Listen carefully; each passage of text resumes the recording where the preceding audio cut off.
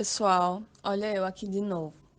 Hoje vamos refletir um pouco sobre a mais poderosa e influenciadora instituição da Idade Média, que muitas vezes ditava as regras e castigava quem pensava de outras maneiras.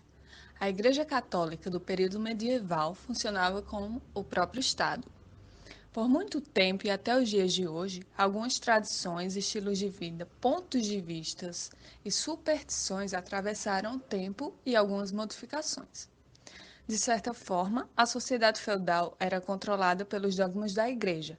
A moral, os deveres, as tradições foram por muito tempo o principal foco de disseminação da crença e da religiosidade católica.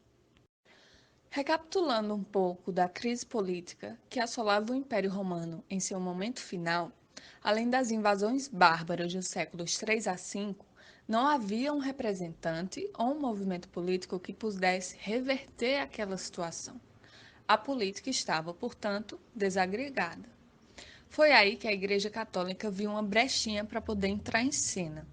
O período de ascensão da Igreja ganhou o nome de Império da Fé e constituía basicamente na premissa de que só existem dois lugares depois da vida na Terra: o paraíso ou o inferno. Lembrando que o purgatório foi instituído bem depois disso, entre os séculos 12 e 13. Essa ascensão só foi possível também graças à conversão dos germânicos e outros locais de expansão romana ao catolicismo, à religião cristã. Agora a gente vai falar um pouquinho sobre caridade.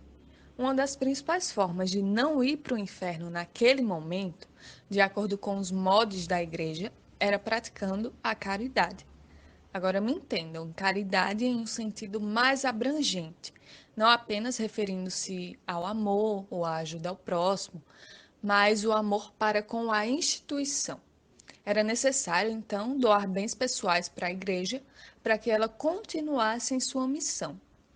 Esse foi um dos motivos pelos quais a igreja possuía tantas terras. Os nobres, que eram as pessoas mais ricas e influentes depois do clero, mostravam sua devoção através de gordas doações, especialmente de lotes de terra, e assim recebiam perdão pelos pecados. Os dogmas da igreja começaram a ser colocados em prática no Concílio de Nicéia, na época do imperador Constantino. Lembrando que dogmas são premissas ou preposições ditas como verdadeiras, que não podem ser contestadas. Aos que contestassem, é claro que havia perseguição. A igreja, então, dominava não apenas um grande território, mas também dominava a leitura e a escrita. Pouquíssimas pessoas do clero e da nobreza eram alfabetizadas. O latim era a língua oficial do império, entretanto, nem todos tinham domínio. A própria Bíblia, escrita em latim, não era traduzida. Então, materiais de conhecimento como livros, etc., eram de domínio quase que total da Igreja Católica. Havia, portanto, um monopólio de conhecimento. Existem casos no fim da Idade Média e início da Idade Moderna em que até reis eram analfabetos. Então, toda essa estrutura que a gente falou até agora estava concentrada nas mãos do Papa, o pontífice, que é a figura de Deus na Terra e considerado o pai de todos os cristãos. Também dominava, assim, o poder temporal e espiritual aqui na Terra. A instituição, ela era organizada de forma hierárquica e bastante rígida. Existiam as paróquias, que eram lideradas pelos sacerdotes, que viviam em contato com o povo. Os bispos eram responsáveis por administrar as dioceses, formadas por várias paróquias. Os arcebispos fiscalizavam dioceses e, por fim, haviam os tribunais eclesiásticos, que ficavam responsáveis por julgar as ações do clero e também participavam em outras decisões que não fazia tanto parte da igreja. Já o clero se dividia em secular e regular. O clero secular era formado pelos padres, que mantinham contato com o povo e os aconselhavam. Já o clero regular era composto pelos monges, que registravam em manuscrito as suas experiências, e também pelos abades, que seria um cargo superior, obedecendo às regras de sua determinada ordem religiosa.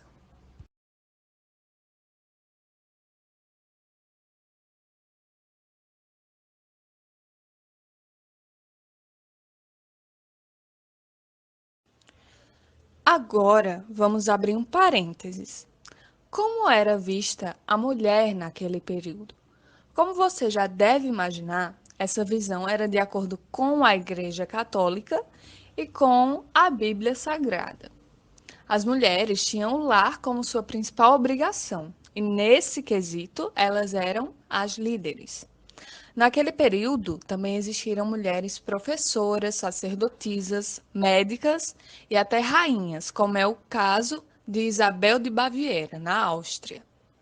Alguns registros documentais de Paris do século XIII apresentam não apenas mulheres professoras, médicas, boticárias, tintureiras, encadernadoras, arquitetas, mas também alguns papéis de liderança mais importantes, tais como abadesas, princesas e rainhas. Por algum tempo, a religião andou de mãos dadas com a filosofia, no intuito de explicar as chamadas coisas de Deus. Alguns dos principais pensadores da época baseavam seus escritos em filósofos clássicos como Platão e Aristóteles, já que o primeiro acreditava em um mundo das ideias, um mundo sensível e ambos não descartavam a religião. Dois exemplos de pensadores que influenciaram na questão do entendimento cristão ocidental foram Santo Agostinho, ou Agostinho de Hipona, e São Tomás de Aquino. Agostinho, ele vivia no norte da África e no início de sua juventude ele foi hedonista. Isso significa que ele valorizava os prazeres da carne. Foi um dos influenciadores da teologia daquela época, até que foi batizado com seu filho, que tinha 15 anos, por Santo Ambrósio, grande referência para Agostinho, principalmente na questão da retórica. Para o filósofo Agostinho, a fé é algo essencial para a vida. Em outras palavras, você precisa primeiro crer em algo para depois testar a veracidade desse algo. Em uma de suas obras, intitulada de A Cidade de Deus, ele fala sobre a cidade de Deus, simbolizada por Jerusalém, e a cidade dos homens, que coexistem, só que apenas os membros da cidade de Deus participariam da eternidade. E ele também trabalha a ideia de alma e sobre a salvação vir de dentro, como por exemplo nessa frase: a verdade e Deus deve ser buscado na alma e não no mundo exterior. Já o São Tomás de Aquino, que era italiano, ele se tornou um dos principais representantes da doutrina escolástica, que era um método ocidental relacionado ao pensamento crítico e a sua relação com a fé, né? O dinamismo dessas duas vertentes. O tomismo, também criado por São Tomás de Aquino, é uma tentativa de conciliar o cristianismo com as ideias filosóficas de Aristóteles, né?